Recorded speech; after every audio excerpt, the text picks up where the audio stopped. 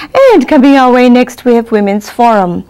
This will be hosted by our popular and famous attorney and counsel at law, attorney Miss Aparna Dave. Her guests are two women from an organization called ASHA. Did you say what is ASHA? Come on close. Let's discover them together. Good morning, everybody, and please welcome to our program again today. Today we have two guests who are avid volunteers from ASHA, and I believe I need to specify ASHA for women, right? ASHA in the Indian language, basically in Hindi, it means hope. And the volunteers of ASHA bring hope to all the victims of domestic violence. And this has been a program which has been active in the Washington, D.C. area for several years.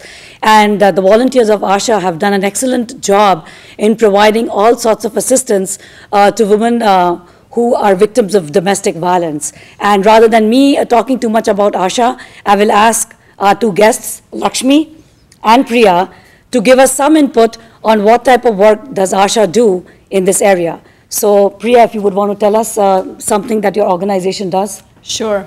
ASHA was founded in 1989 and since then has been helping women in the Washington, D.C. metro area. Okay. Women from the South Asian community find ways and find support to escape domestic violence in their lives. Okay. So we empower women. We give them resources and we put them in touch with all kinds of help that's offered by the community. Okay. And sometimes even beyond the community, we will give them loans. We will send them back to school, buy them second-hand cars, give them driving lessons, teach them how to open a bank account. Interesting, okay. Give them mental health support. Okay. So all of it, we want to empower them so that they feel confident. Okay. And can get back and lead normal lives. Now let me ask you this, that there's a woman who has come newly to the United States, is facing domestic violence, and she needs to get in touch with somebody in ASHA. What is the process? How does somebody get in touch with you? The best way is to call us on our toll-free hotline. Okay. We try and do a lot of outreach, word of mouth through communities, through all the different through temples, mosques, churches. Okay. We also, people come to know about us through the grapevine, so to speak. And the best way to reach us is to call us on our toll-free hotline. And our client coordinator will get back immediately and will contact the person in need of help. And she will take it from there. Now, say somebody is kicked out of her house and she calls you from a public phone booth or from a friend's place and she has nowhere to go, and if she picks up the phone and calls ASHA, do you have immediate help like shelter or something that is available to the person right away? Yes, we will give them some emergency help. Okay. Immediately. Okay. We always, look at our clients, and if they need emergency help in terms of somewhere to stay or food or warm clothes if it's winter time, we do that absolutely immediately. Okay. So an advocate will get in touch with the client, and we may put the client up, in a motel or something for a day or two. Okay. And then we'll direct them to county resources. Okay. So that's the first thing that you would do, is direct them to county resources. Yes. Okay. And do you have somebody, a volunteer, who could accompany these women? Because a lot of times they are so scared that they cannot do stuff on their own.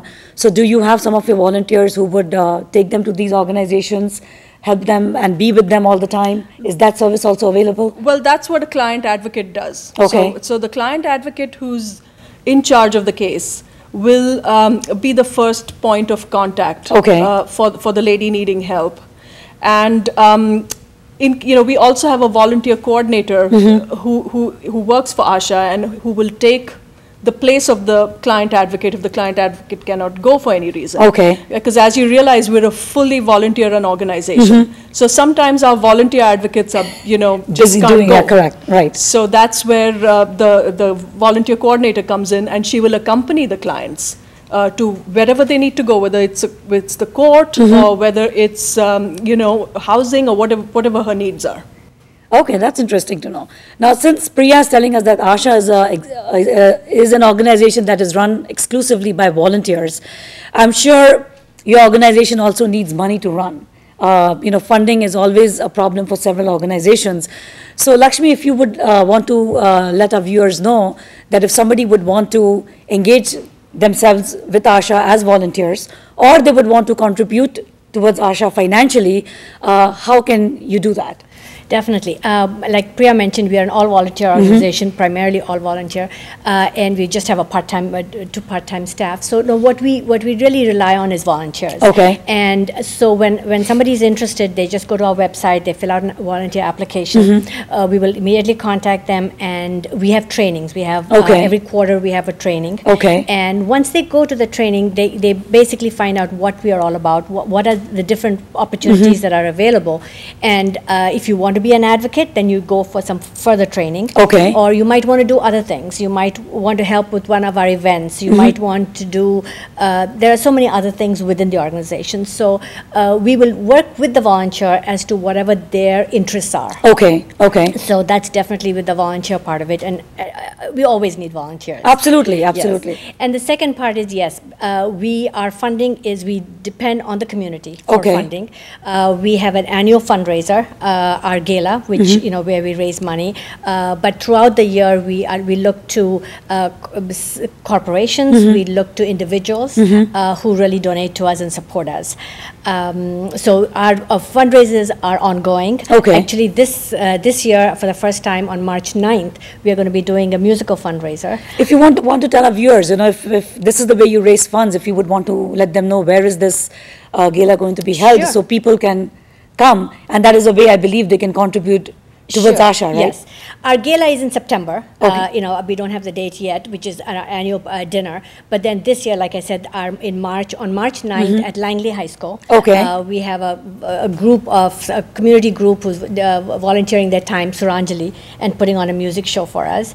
And so that's coming up March 9th. So, and what time would it be at? That's Langley High School. It's from 4 to 7. Okay. And it'll be, we're looking forward to some, evening of entertainment. It's Bollywood music.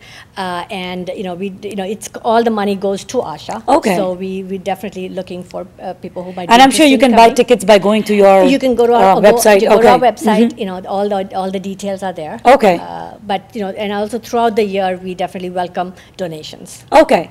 Okay. You want to add something? I do want to add something very important. Donations. 93 cents on every dollar that's donated to ASHA goes directly to our clients. Okay. Which is a pretty high industry standard. Correct, correct. And so that's just, your money is going to go to the right person, place. right, and right. that's, I think most people who want to donate want to know where the money is going.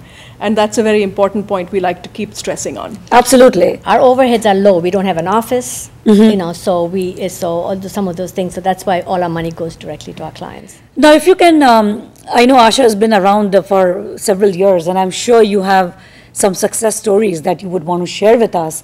So if you want to share a couple of success stories of, any person who's come to you a few years ago and where she is in life today, and how ASHA has helped her build herself, that would be great.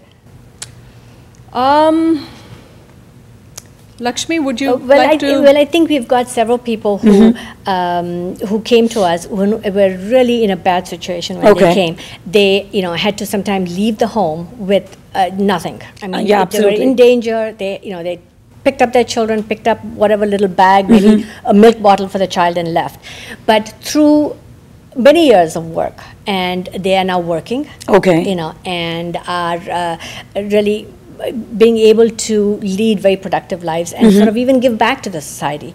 I mean, we have, our clients are, people sometimes don't realize we have some very educated clients. Most of our clients have a bachelor's degree, are working, but this can work, I should say, but because it's the situation they're in, sometimes also their visa problems. Correct. They're in the home, they're not allowed by the spouse to do very much. So when they do leave, they are able to get back their self-confidence and are able to work. We now have, two of our clients possibly who might be first-time home buyers. Oh, wow. Which, and it's a Interesting. long Okay. process they've come to, but they're looking into purchasing their own home. It's still a struggle, but, we are hoping that they will be able to do that. That is great. That's really good to, when you work so hard towards a goal. Yes. And when you see success there, I'm sure for everybody who works for Asha, it's very, very fulfilling. It is. If you would also want to share with our viewers that what type of volunteers do you currently have? I mean, do you have experts, professionals in different fields who pick up, some part of the volunteering job, and that is how they help? So what type of volunteers do you have, and what type of volunteers you are actually seeking in order to strengthen your group? Sometimes you miss, right, that you may be feeling that you want more volunteers to come in this area because you are lacking that expertise. So anything that you could tell our viewers, so today our viewers, if they want to come and volunteer for Asha, they know exactly what you are looking for. I would say we really need a wide range of volunteers. We need people who are who actually believe in our mission and are willing to put in the time, to do the training, and then also if they make a commitment to sort of fulfill their commitment. Absolutely. It could mean that I can only work an hour a week, which is fine. And there are different things they can be doing. They can be doing some outreach for us or doing different events for us. Or there could be people who want to take on clients, who want to get the additional training and be an advocate. So basically they could provide psychological help, emotional help, legal help. I wouldn't say psychological. Yeah, not psychological so much. Yeah, we're not certified. I get it. Okay, okay. But they would be mentoring them, working with them. But in addition to that, we need our professional help that we desperately need are lawyers. And we are not really asking for totally pro bono services. What we're asking for is lawyers would consider taking our clients maybe at a reduced rate and also maybe working out some payment agreements with them. Because down the road they might be able to pay, but right now they don't. So legally, especially family lawyers and immigration also, but definitely family law, we desperately need help in that area. Okay. So what I understand is that, what you are trying to do is you're creating a database of all the professionals. Yes. Whereby your clients, if they need that sort of help, you can give them contact information. Exactly. And they can reach these people, the professionals, to get the additional help, like psychological help or, legal help or any of those issues. And your volunteers are basically there as mentors who help them build the basic character, in the sense, it's very hard to, correct, and put things back together again. Absolutely. I mean, we have, without taking any client or case specific names, just speaking very generally, we have clients who come and who don't even know how to open their own bank account because they haven't had one. Yeah, they haven't been allowed to have one. Correct. So all the way from there to getting them to drive on the streets of Northern Virginia and just giving them driving lessons, giving them those driving lessons, helping them buy a second-hand car, giving the down payment towards legal fees. So it's basic day-to-day help, which people, a lot of times women need. And it's really that stepping stone that we're providing. Absolutely.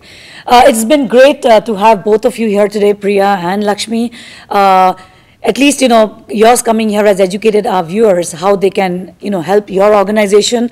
And not just money. It's not that an organization always needs money. They also need people to help out. And I'm sure some of these viewers would be moved by the type of work that you do. And I hope you get more volunteers and people who come and attend your events on March 9th. Thank you. Thank you for being here. Thank you for having us. Thank you very much.